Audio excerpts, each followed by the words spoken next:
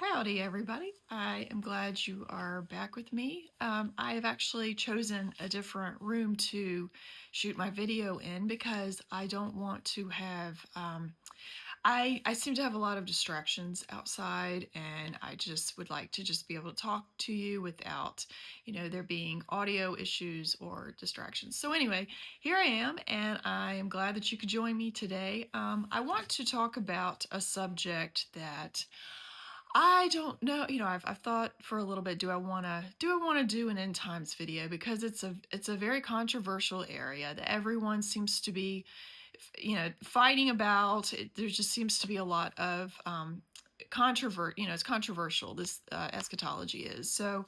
I just wanted to talk a little bit about, I don't want to go into deep Bible study regarding the book of Revelation. I don't want to, I'm not here to do that. I know there are a lot of channels that do that and they do a great job. And I don't, that's not what I'm making a video about. It's more so just my journey over the last 10, 11 years. And, I've run across a lot of really interesting information that I think that everyone should be aware of. Everyone should have access to this type of information because I think it just deepens our journey. It deepens our faith when, we're presented with information that, um, I guess the best word to describe it would be cognitive dissonance, where you grow up with a certain belief your entire life. You see things a certain way, and then you're presented with information that contradicts that, and you don't really know what to do with it. It's kind of and some of this information that I'm about to share with you today, it's going to do that, and I guess the whole point of me making this video is to to have to have an open mind. I think God wants he wants an open, humble mind. And it doesn't mean that we're not to be discerning, we're not to be sober-minded or any of those things. I think we just need to have an open mind about these things that we've just accepted our entire lives. And now that we're being presented with something that does not line up with that, we can't just throw it out completely. We have to examine it, and we have to prayerfully possibly consider that maybe this is actually closer to the truth. And I'm talking about end times type of subjects, because that seems to be, people are so set in what they believe. They're so dogmatic about their beliefs, and I was one of them up until a few years ago. And you really have to just realize, just humble yourself. I think is the best thing that I could say about this, just to humble yourself before God and just realize that I don't know, I don't have the answers. I don't have the answers to the mysteries of our history, the mysteries of the I guess the mystery of Satan, how he's worked in the world and how he's hidden so many things from us. And we can't be prideful about all of this. We have to really just have a humble spirit about all of this. So anyway, I don't want to go off on all of that, but I think it's really important, because if you don't have that, you're going to be closed off to these alternative views, these other beliefs about eschatology. And I just don't think that that's how we should approach these types of things. So I want to talk a little bit about end times, but it's more, I really want to focus on the little season, because the little season seems to be an area that I have I've really gone off in that direction, as far as how I believe that, how I believe things are going to be, fulfilled and all of that. But at the end of the day, I don't fully commit to that. I am absolutely open-minded to to whatever God, we have to be like that at this point, because there's constantly so much new information, and we can't just get so prideful about what we currently believe. So when I was a kid, I grew up in the 90s, and I remember my mom having the big stack of books on her dresser, and she had Hal Lindsey. Hal Lindsey was the big one. She had to watch him. She read him. He was a really big deal back then. But I know there were some other authors that she had as well, but I can't remember them off the top of my head. It was also a time where the Left Behind series was becoming really popular, and the pre-tribulation, that is a mouthful, the pre-tribulation rapture theory was that was the dominating belief in the church, and that's what most people believed regarding end times events. And so I just, I believed for much of my childhood, my youth, I believed in the pre-tribulation rapture, and there was no reason to question it. But I, I did do some research on it years ago, and I did find, and this surprised me at the time. I believed it even after I found this information, but it was kind of alarming to me. I found that the theory was actually not taught in the church prior to 1830, and it was started by John Nelson Darby. John Nelson Darby is he's the father of dispensationalism, and he is the one who started the theory.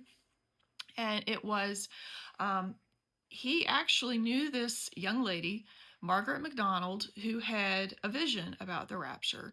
And so he took this belief to the church after he heard about it from her. And the church was not, they were not very receptive to these beliefs. They saw it as fringe. They really thought didn't really know what he was talking about. It just was not accepted very easily in the church. And so that was that kind of raised alarm bells to me when I read that, because 1830. I mean, if you're talking about human history, um, which spans a long length of time, 1830 doesn't seem like a very long time ago. I also found the website libertytothecaptives.net, and some of you all might think, it's some obscure website. Why does this matter? And that's a valid point. But I found a very detailed chart between the language of John Nelson Darby and this. I don't know who's familiar with this person that I'm about to mention, but her name is Helena Blavatsky. And Helena Blavatsky she pioneered the modern New Age movement at the turn of the 20th century. And it's also known as Theosophy, the Theosophy movement, um, esoteric philosophy. She was not Christian in any way, shape, or form, and not even close to Christian. But I find it just very shocking and alarming that this chart really shows a lot of similarities between Blavatsky and John Nelson Darby, their language, the way the New Agers, Blavatsky's people, they believed that there was going to be a Christ type of figure that would come back at the end of the end of the world, or whatever they believed as far as that goes, and that they would rule, they would bring about peace. But this is not the Christ that we know of as Jesus Christ. Jesus Christ, we as believers, we have our salvation because we put our trust in his death, burial, and resurrection. And so we are indwelt with the Holy Spirit once we do that. So that's Christianity. That's our salvation, our blessed hope. And the New Agers don't believe that. They believe in a thing called Christ consciousness, where you have this divine spark inside of you, that everyone has this divine spark. So you don't have to put your faith on Jesus, as far as salvation goes. You don't have to do that. They believe that, we're all, there's no salvation that really needs to be earned as far as humanity goes. Like we're not trying to, they have just a very, very different view on things, but they use very similar language, and that's what's so kind of, it's just really, I don't know, you do with it what you want to do with it, right? I mean, we're free to place importance on things if we see that they're important or not. I just thought that it was very alarming to see these two people who seem to be very, very different in their views, that their language really isn't that different.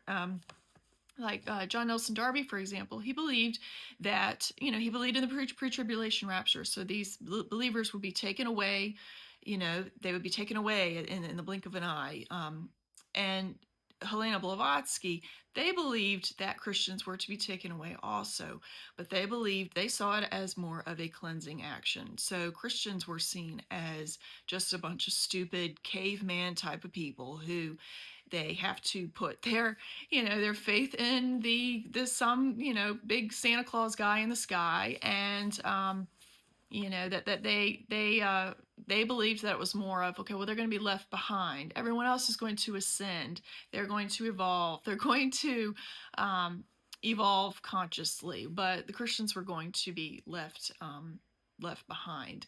And so that was her belief, or their belief, that Christians would be taken away. They would not have any part in this new world that these evolved people were going to live in. And that's what the New Agers believe now. I mean, they believe that we're that humanity is, we're raising our consciousness. And I guess where I struggle sometimes as a believer, because it's like I see the importance of energy. They talk about energy and all of that, and I see the importance of all of that. I mean, God made all of this. He made frequencies, He made energy, He made all of these things that you can scientifically, you can measure them. They're not. It's not so much woo anymore, but they really they believe that it's that we can evolve to godhood. That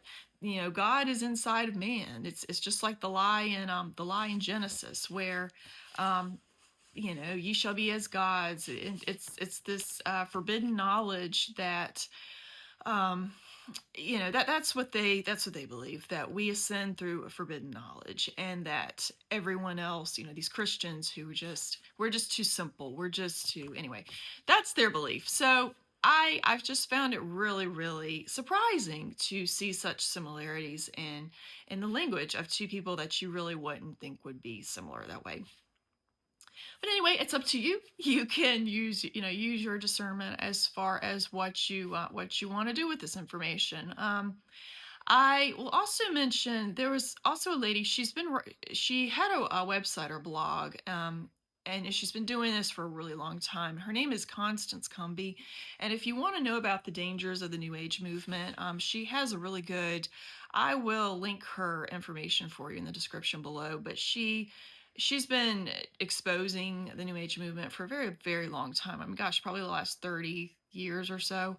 And so she has just a lot of really good information and things that really everyone should be aware of. But as far as the New Age movement goes, I ran across a testimony about 11 years ago, and it was a lady who came out of this, and it is absolutely just amazing, just the power of God, what this woman went through. And it really shows you that no one is beyond His reach. No one is beyond His love, His capacity to, His faithfulness.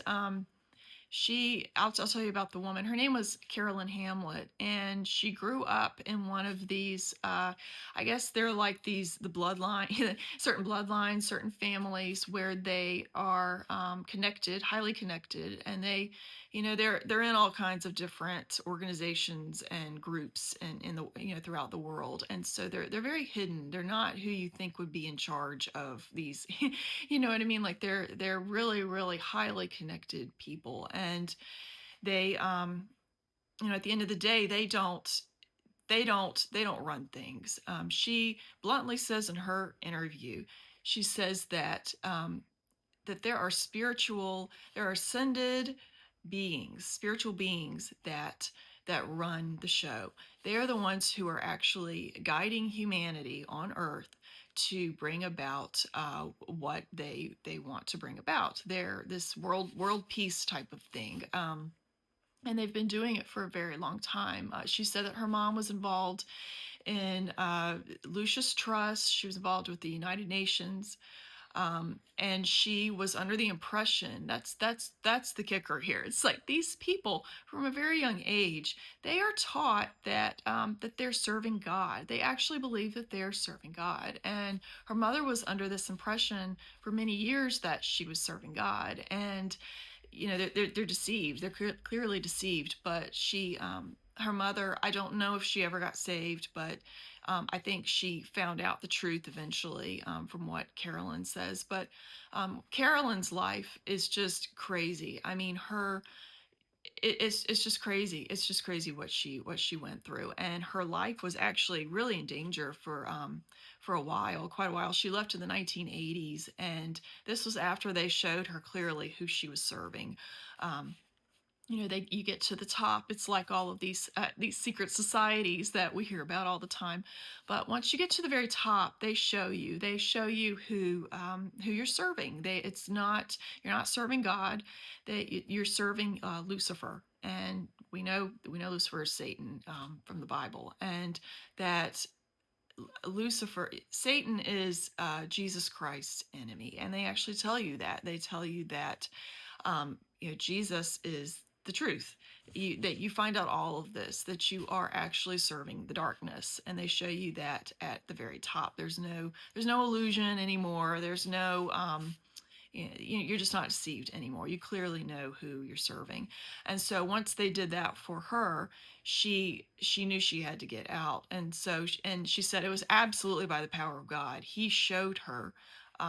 She believed he was protecting her whole life, even when she didn't know him. Um, she didn't clearly know the truth. But it's really powerful. And she died from cancer a few years ago, but I remember her saying that about 10 years ago, that's when she thought, okay, the masses can actually handle this information that I'm about to disclose, because it's not information. We got talk about cognitive dissonance, but it's not something that the masses really could digest easily, is what she said. The masses, they really don't. People don't want to believe this type of stuff, and so that's why I'm warning you. I strongly suggest listening to her testimony. But if you're at that point in your life where you don't want to be bothered with that, you have a really hard time believing stuff like that. First of all, that the supernatural is real, not only real, but her life was just, it will absolutely make your jaw drop what she went through. And if you're at that point, this is not probably the information for you to listen to. But if you are at that point, you will absolutely get a whole lot out of it. So I will link her. She has a YouTube page, which I told you she passed away a few years ago. She still has a YouTube page, and she has a website. So I will try to link as much information about her as I can. I know you can actually listen to her testimonies. I don't agree with the gentleman who she did the interviews with years ago. I don't believe I don't align. I don't agree with what he believes at all whatsoever. But her raw testimony is something that I think everyone should listen to, because it has some really, really good information in it. Absolutely every believer, but really every person should listen to it. You would be able to get something out of it if you're ready. If you're ready and you want to hear that type of stuff. So now I'm going to transition a little bit over to hidden history, and where I am now as far as my end times beliefs. I've really kind of, I've just changed things up a lot the last few years, because I've just realized it's like, I don't know anything, God. And I think we should all just reach that point, because that's when, it's when we reach that point of humility that God can finally teach us something. We can finally learn something, and we can do away with these just these solid structures that we've built in our life. And there's nothing wrong with having strong beliefs about something. And I think one thing that, this is a side note, but one thing that I've noticed in my end times, and even my new age, just studying on the internet, as far as just finding out more about all of these subjects, they've wanted to hide Jesus Christ. They have wanted to hide him since the beginning of time. And if you go down this rabbit trail, you go down, you try to to dig and try to find as much information as you can, and you find at the at the root of it all is they want to hide the truth. They want to stifle the truth, and they want to take you away from Him, not mainstream Christianity, not the church. They want to take you away from Jesus Christ Himself, and that's powerful. I mean, that right there, it really strengthened.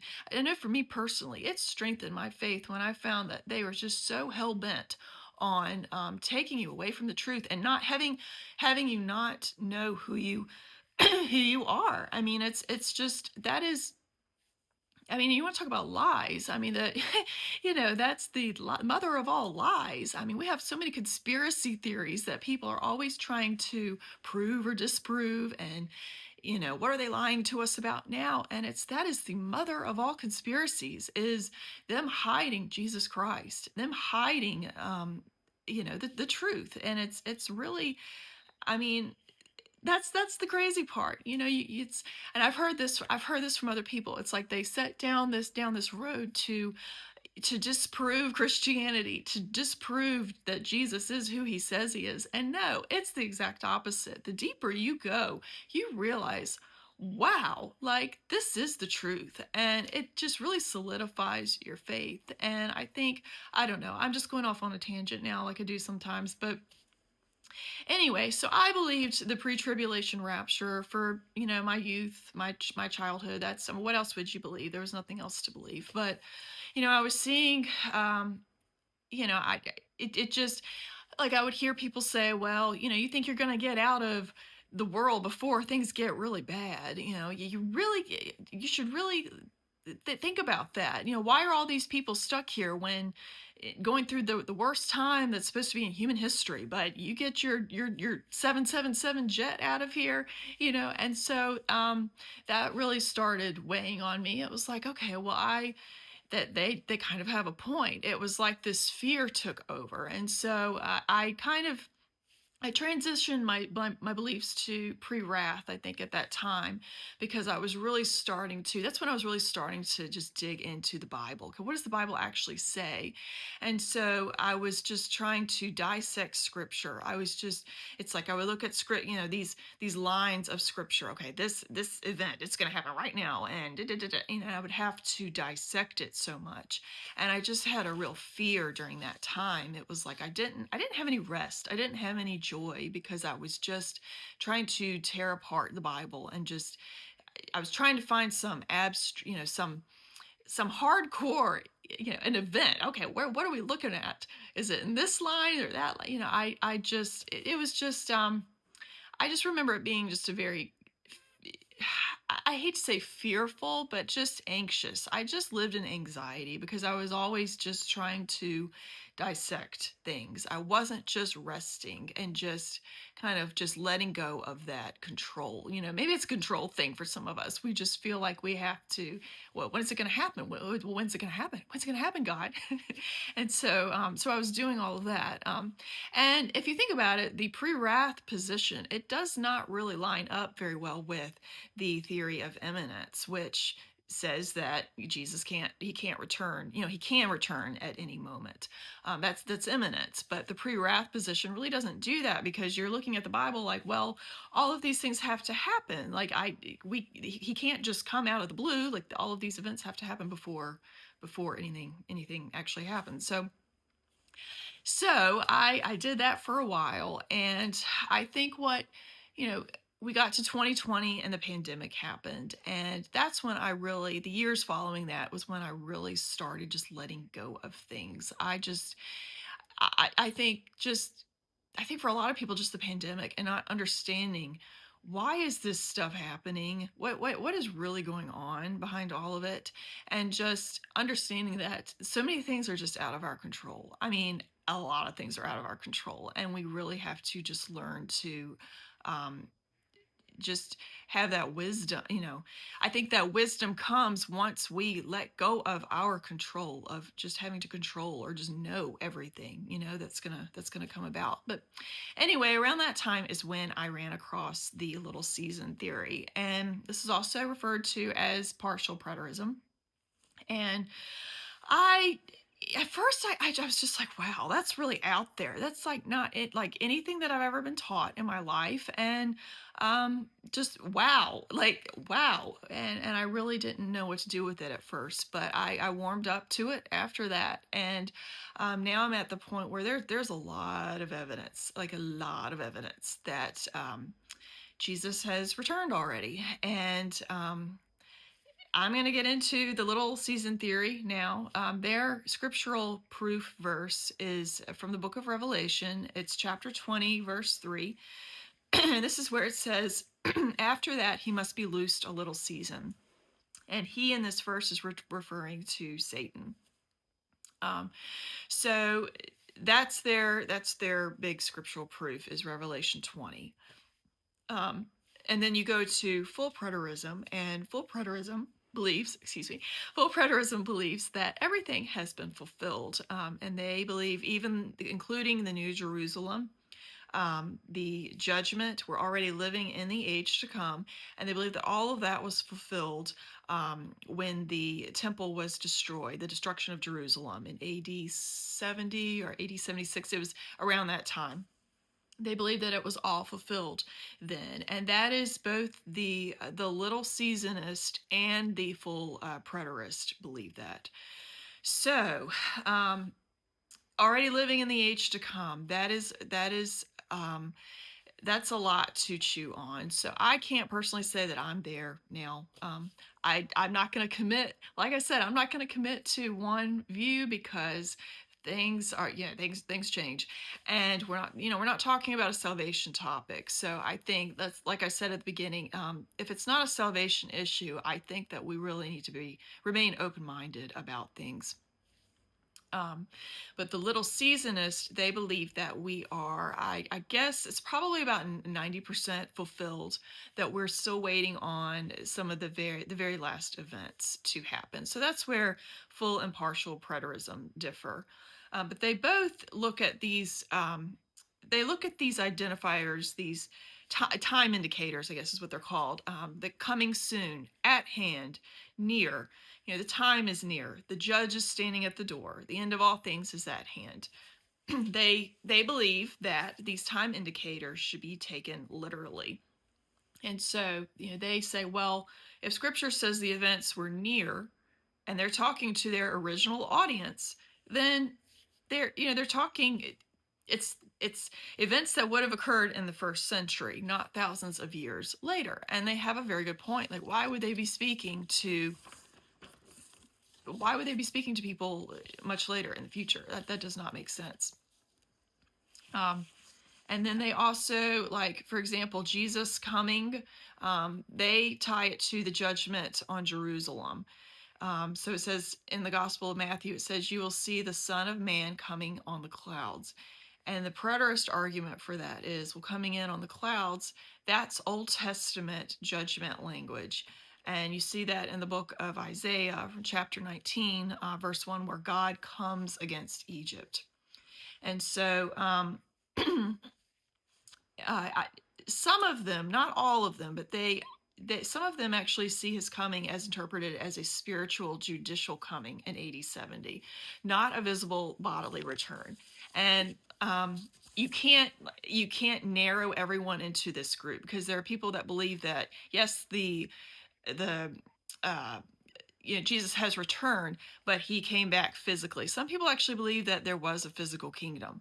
Others believe that this was all spiritual. And it tends to be a lot of the ones who spiritualize it. They are the ones who believe in full preterism. But you can't narrow people. You can't narrow people down into it really does start to branch off. So people really do have very different beliefs regarding, even once you get into full and partial preterism. They also believe that the tribulation has already happened. That's not something that's going to happen in the future, like the pre-tribulation rapturists believe, and the pre-wrath. Everybody else believes that all of this is going to be, it's yet to happen. It's in the future. They see the Great Tribulation such as not been from the beginning. Their argument for this time period is the horrors of the Roman siege, and Josephus actually recorded all of this. It matches the description. accurately. The famine, the mass death, the destruction, that all of this, they say, it fulfilled Jesus's prophecy. So another thing is the gospel of, let's see, it says the hour is coming in Revelation, the hour is coming and now is.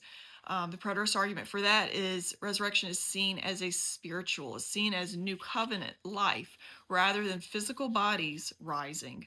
The first resurrection is interpreted as believers entering covenant life, and the second death as covenant judgment. So, I'm going to mention one last thing. Hebrews 8:13, what is becoming obsolete and growing old is ready to vanish away. The preterist argument for this is the end of the age refers to the end of the old covenant system, not the end of the physical world. That system definitively ended in AD 70 with the temple's destruction.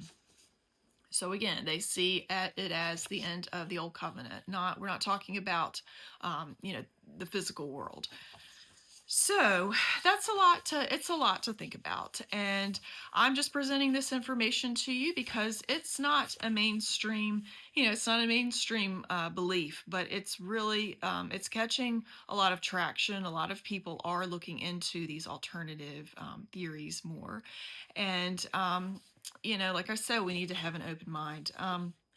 I did a quick Google search, so I'm not gonna count that as actual research, but I did a quick Google search and I found something really interesting, and it was on a Reddit page of all places. And some of you might be like, Reddit? That's like the last place, I'd want to get advice on Reddit, but maybe not, scholarly, information from Reddit. Well, you might have a point there, but I found on Reddit this person, it was really interesting. It was a post that this person put up, and they had done research on the end times, the little season theory. They were and they really did not want to believe the little season theory. They wanted to believe, this person was not biased in what they were, in their research, not toward the little season anyway. They wanted to believe in what they had been taught their entire lives, but they ran across this information. They did some hardcore research on these, on the millennial reign, because I don't want to confuse you too much, but the little seasonist believe that the millennial reign has already happened. And some of those people actually believe that the millennial reign was a physical kingdom, that it was here physically on earth, and that Satan and his kingdom, his hierarchy, they have tried to hide all of this from the public for years. And we're talking centuries, since the dawn of time. And they say, well, we've had 700 years added to our calendar, and that would mean that all of this stuff was fudged basically in the Middle Ages. That, we look at our history as, okay, well, we've got the Dark Ages where none of this stuff happened. Nothing. It was Dark Ages for a reason. Nothing. That's what we were taught to believe. But they posit that, well, this was a time when all of this stuff was being our history was being rewritten. And so anyway, this person went on a quest. They went on a research quest to disprove all of this. They wanted to believe the mainstream pre-tribulation, whatever the mainstream beliefs are. They wanted to hold on to those. They just wanted to do this for fun, to try to disprove. But this is the stuff that they found. They actually included, they copy and pasted 14 works. And these were works from the Middle Ages, supposedly. They were works that describe the millennial reign. They describe this city to the north. They describe these these saints, they describe everything that is in Revelation, that the mainstream church thinks that we are looking forward to in the future.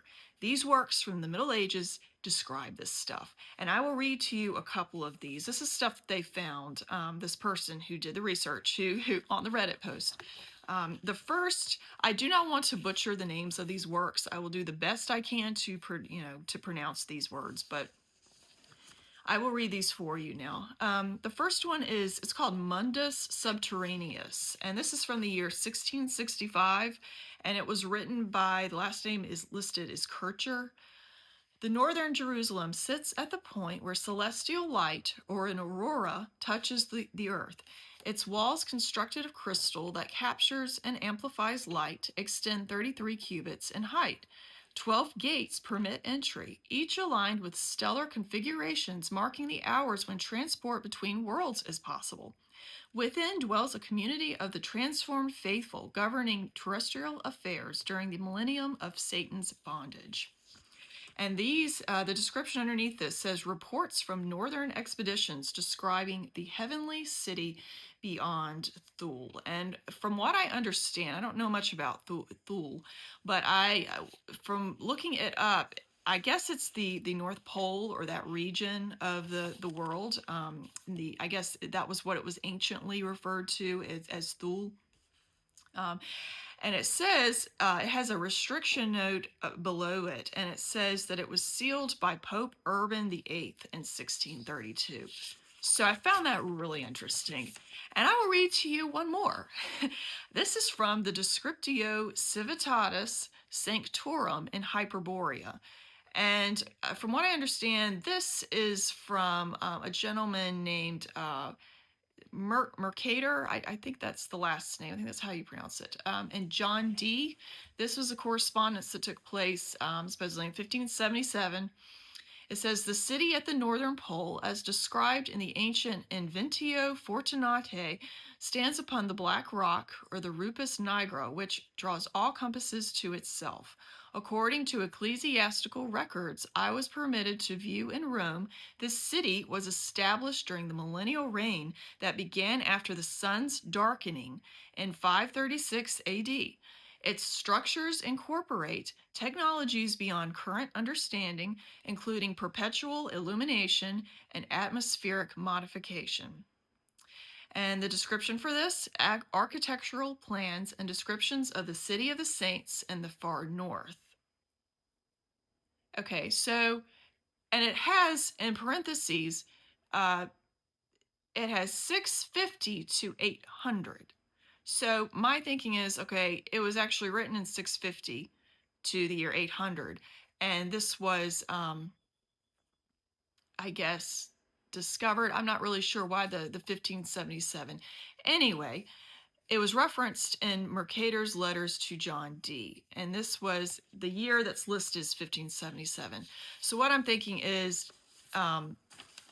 this was during the Middle Ages. So this is when all of that, a lot of stuff was done to our timeline. Things were done to, I'm going to introduce to you all a channel that I love to listen to. He's very thorough in his research, and if you really want to, if you lean toward the Little Season and you want to find out more about it from a historical perspective, you really just want to dig into this stuff. Jason Jack has a wonderful channel for this, and he actually goes into more of what was going on during this time historically. I mean, he says that during this time, you've got the Jesuits who are coming to power. It's the Order of the Jesuits that was formed, and so along with that, you have the Roman Catholic Church, and you have the Council on, what did he say it was? The Council on Trent. They censored so many different writings, and a lot of them they just completely did away with altogether, because they did not want the masses knowing what was really going on. And that's clear, because I mean, you read this stuff and it's like, what? I mean, it's just so that cognitive dissonance takes over, and it's right in front of you. It's plain as day. And so the reason I'm listing this Reddit page, of all things, Reddit, for you all, is because we can each go in there and we can do more research. If it's an area you want to do more research on, you have the information here. I don't know where you would be able to access this stuff. Jason Jack said that a lot of this stuff it's held tightly in the Vatican. There's no telling what they've held on to, that we have no clue. The public has absolutely no clue what's really going on. It's that, and then also I think he mentioned this library in France. So you might be able to find more information if you're in Europe or another part of the world. As far as the United States goes, I don't know what we would have access to where you'd be able to find more information on these works. But I thought I would list those out because I thought that was really cool that this random person on Reddit, went on this quest to disprove this theory. And look at what they found. I mean, they had it's way more. It's not what I just read to you. They had, I think it was like 13, 14 different works. So if you're that type, history buff, and you just love to, you want to really do that hardcore research, I really suggest looking into those works and taking a look at Jason Jack's YouTube channel, because it's some really good information that he has put together. Leaving Babylon also has a really good YouTube channel as well. They both they're very, very thorough and in depth in with the information that they present. So anyway, if you're trying to get your jaw, pick up your jaw off the floor right now, because that's kind of what happened to me when I just saw this information. It was like, I mean, it was just what. So anyway, I want to kind of shift now to it's related to all of that, but it's more of just general. We're just going to talk generally about things. My lunch break has a really good channel for this type of stuff. But I mentioned earlier how there are preterists that believe that there was an actual physical millennial reign, and then there are ones that believe that it was more spiritual. But then you have another group of people who believe they're not believers. Or usually, but they see Tartaria as the civilization that's being hidden. It was just an ancient civilization that was much more advanced than what we are today. And you see that in the precision and the accuracy of these buildings, especially the cathedrals, the religious buildings. I mean, it's just breathtaking when you look at this stuff, because you see that there had to be mathematics involved with the precision of it. For it to actually harness energy like that, it had to be very it had to be exact. So, that's what's just so fascinating. I don't know. It's just a very fascinating area. And if you watch my lunch break, he talks all about this. He talks about all these old buildings, this old architecture, where it's like no matter where you go in the world, there's similar architecture. And so many people, researchers they've traced this back to Tartaria. It has to be this ancient civilization that they've hidden the evidence from. Like we don't really, the public just isn't aware of it. But anyway, so his channel is really great to watch. And you watch it, and you're left with more questions than answers, because there was a place that I went. Where was it? I think it was actually Montreal.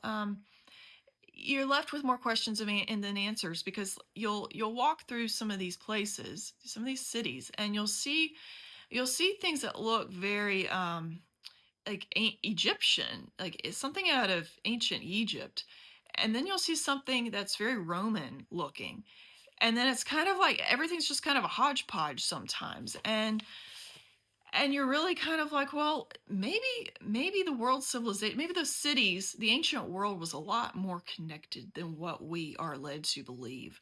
And you have to remember that Pangea, that was when the continents were much closer together. And so over time we've drifted, and there's been a lot that's happened, and we now have our distinct our distinct cultures, our distinct, we're much more, disconnected as far as cultures and countries go. But, and then you think back to the Tower of Babel. I'm rambling right now, but you look back to the Tower of Babel, and pre-Babel, that's how things were. I mean, it was a lot more connected. It was a much smaller world that way. So I don't know. It's a lot to think about once you start looking down this route. It's just really, we really have to keep an open mind about things, and not so open-minded to where, we abandon our faith or anything like that. But we can't hold on so tightly to these these views that, like the pre-tribulation rapture, for example, people, they're everywhere. They're giving their predictions of when Jesus is going to come back. And there are people that have done this for 10, 12 times, and they've been proven wrong every single time. And so it's like, I mean, come on, people. Like, we have to stop. It's a joke at this point. It's a joke when we're just going over and over at the same. I mean, maybe we have to consider this whole thing that we're trying to hold together, this theory. It's not working. It ain't working anymore. So we have to start looking in a completely different direction. And so that's really kind of the note I want to leave as far as this video goes. Like, we have to humble ourselves. If we don't humble ourselves, we're going to be blinded by our own pride. And, I mean, you can look at the Bible to see examples of that, but we just need to keep an open mind in these times and be discerning, of course, but not be so stuck in our ways that we're not willing to look at something from an alternative point of view, just because it has not been taught by the church or by our leaders. Or there's a reason for that. There's a very, very clear reason for that. Remember, Satan has been an enemy of God's and Jesus Christ specifically since the beginning. And I mean, he will do whatever he has to do to blind people to the truth. And he's definitely a pro at that at this point. But anyway, I just wanted to put this quick video. I hope it's somewhat quick. I hope I'm not talking for a long time. But anyway, I hope you all take care. I hope you have a great day, and God bless you. Bye.